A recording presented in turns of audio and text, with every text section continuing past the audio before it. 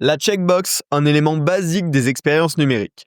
Mais connaissez-vous toutes les subtilités de la checkbox parfaite? Bienvenue dans ce petit guide UX Design. Parlons.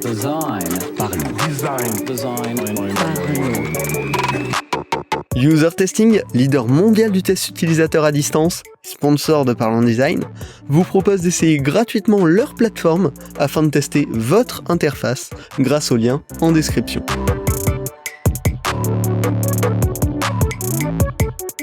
Salut, c'est Romain Pinchna, bienvenue dans Parlons Design, un épisode de l'été où on va dans un sujet hyper en profondeur. C'est le genre d'épisode qui vont pas faire beaucoup d'audience, mais que je trouve hyper intéressant. On va creuser c'est quoi toutes les bonnes pratiques pour faire la checkbox parfaite.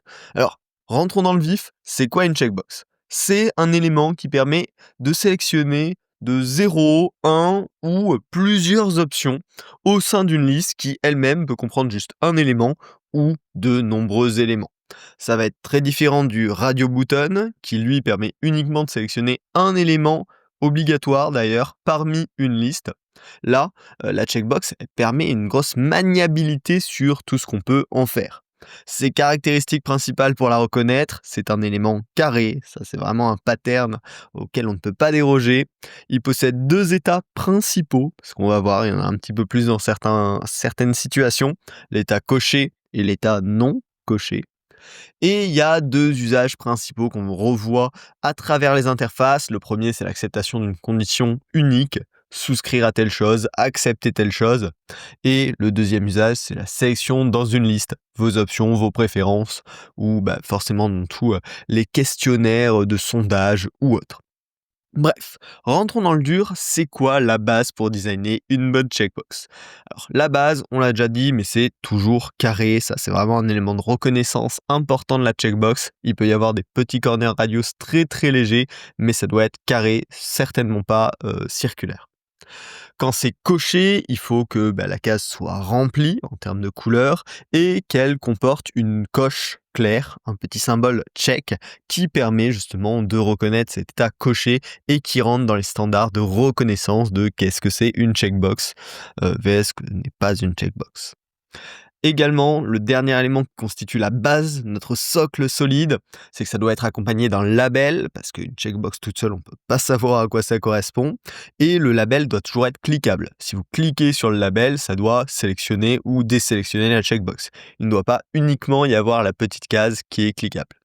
Enfin, en termes de taille de tape, la checkbox n'est pas obligée de faire une grosse taille. Par contre, vous devez prendre en compte le padding autour de la checkbox pour que la zone de tape soit au moins égale à 40 pixels x 40 pixels pour que notamment sur mobile, ce soit accessible de la meilleure des façons. Donc ça, c'est quelque chose qu'on confond souvent à dire « Ah il faut qu'un élément il fasse minimum en termes de taille 40 x 40 pixels pour être bien cliquable ». Mais non, ce n'est pas nécessaire. Il peut faire 20 x 20 pixels par exemple. Mais par contre, vous devez bien prendre en compte que de l'espace blanc va être laissé autour et que cet espace blanc doit être cliquable pour permettre une bonne interaction facile avec l'élément. Donc voilà, ça c'est vraiment la base, ce qu'on n'a pas le droit de rater. Derrière, qu'est-ce qu'on peut faire en termes d'usage? Le premier risque avec la checkbox, c'est son mauvais usage. Il y a pas mal de situations où une checkbox pourrait faire le travail, mais n'est pas forcément le plus adapté. Notamment dans le cas où vous avez un choix obligatoire d'une option unique parmi plusieurs options, le radio button va être bien plus adapté parce que c'est son unique fonction. Si vous avez aussi également un cas de on-off avec un impact en live, un toggle va être plus adapté, pareil, parce que c'est sa seule fonction. Il donne un feedback exactement adapté à ça et à une correspondance avec le monde réel plus forte. Par contre, attention, ça c'est une erreur assez classique, quand on a du on-off mais qui prend action uniquement lorsqu'on save un formulaire, là la checkbox va être plus adaptée. Le toggle, lui, est vraiment adapté à un on-off live, comme quand vous activez ou désactivez le mode avion sur votre téléphone, par exemple, qui réagit instantanément, mais n'est pas adapté dans un formulaire qu'on va devoir sauvegarder. Donc attention, dans ces cas-là, la checkbox reste plus pertinente. Et enfin, des fois, même s'il y a peu d'éléments entre lesquels sélectionner, un select plus standard va pouvoir être plus adapté, notamment s'il y a un seul élément à choisir, parce que ça va permettre de mettre l'élément un peu plus au second plan, ou ça va permettre de le protéger un petit peu plus derrière un deuxième clic. Voilà, il y a plein de contextes dans lesquels la checkbox n'est pas la réponse à votre problématique pour potentiellement toutes les conditions qu'on vient de citer. Toujours, hyper important, parce qu'on peut designer la meilleure checkbox, si elle est utilisée dans le mauvais contexte, ça restera une mauvaise expérience. Enfin, côté wording, le label doit toujours être tourné positivement. On ne va pas utiliser de négation à l'intérieur du label, sinon ça va devenir compliqué pour l'utilisateur de savoir qu'est-ce qui va se passer quand il va cocher ou non la case. Forcément, si on prend tous les exemples marketing, on va préférer une checkbox où il est écrit « Recevoir la newsletter marketing », je coche, je la reçois, je ne coche pas, je ne la reçois pas, plutôt que « Me désinscrire de la newsletter marketing » par exemple, où l'utilisateur va devoir comprendre que s'il coche, du coup, il ne sera pas inscrit, et ce qui est forcément plus lourd cognitivement et va créer plus d'erreurs. Ça fonctionne également dans le cas d'une liste d'éléments à sélectionner. Ça va être plus simple pour un utilisateur de sélectionner ce qu'il veut plutôt que de sélectionner ce qu'il ne veut pas. Forcément, ça va demander encore une fois d'avoir ce travail de réflexion de ce que j'ai coché, c'est ce que je n'aurai pas. Ce qui est beaucoup plus difficile que ce que je coche, c'est ce que j'aurai. Dans certains cas, s'il y a beaucoup d'options et que la plupart vont être cochées, ça peut avoir du sens de tout cocher par défaut et de laisser décocher pour enlever ce qu'on ne veut pas. Plutôt que de tourner le wording de manière inversée avec de la négation. D'ailleurs, tant qu'on commence à parler de listes, comment gérer ces listes efficacement ? Le premier point, c'est qu'on va en général favoriser les listes verticales. Sauf s'il y a 2 ou 3 éléments. Dans certains cas, on peut accepter une liste horizontale, mais de manière générale, la liste verticale est plus rapide à scanner, plus efficace, moins d'erreurs, et donc on va la recommander. Également, ça va avec le point de l'ordonnance des options. Il faut toujours donner une logique à l'utilisateur dans la manière dont les options sont ordonnées, afin qu'il puisse encore une fois le scanner et trouver ce qu'il veut très rapidement. L'ordre alphabétique peut fonctionner dans beaucoup de cas, ou ça peut être groupé de manière logique avec des catégories ou des choses comme ça. Encore une fois, pour simplifier la lecture. Donc pareil aussi, si vous avez des options où il y a plusieurs niveaux, va falloir structurer les niveaux de manière cohérente, etc. En tout cas, il faut toujours qu'il y ait une logique cohérente par rapport à votre produit et votre contexte qui permette à l'utilisateur de scanner le plus efficacement la liste. Certaines listes derrière de checkbox peuvent avoir une limite en nombre, que ce soit un minimum d'options à sélectionner ou un maximum, c'est toujours très important de donner un feedback clair. Dans le cas d'un nombre minimum de cases à cocher, il va falloir un indicateur écrit qui l'explicite.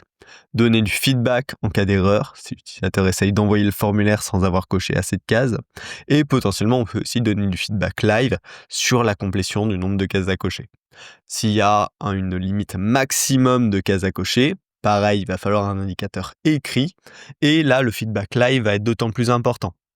De dire, une fois que vous avez coché les 3 options, les autres cases vont se désactiver, vont passer dans un état disabled, ce qui va permettre à l'utilisateur de comprendre qu'il a atteint le maximum sans même avoir à lire quoi que ce soit. Enfin, la dernière subtilité des checkbox, c'est leur usage imbriqué.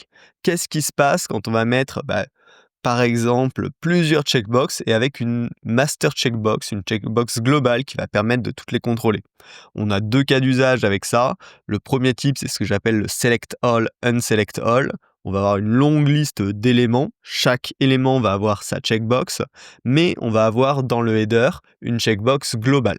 Si l'utilisateur sélectionne la checkbox globale, tous les éléments ci-dessous vont devoir être mis à jour et leur checkbox cochée également pour refléter l'état de sélection complet.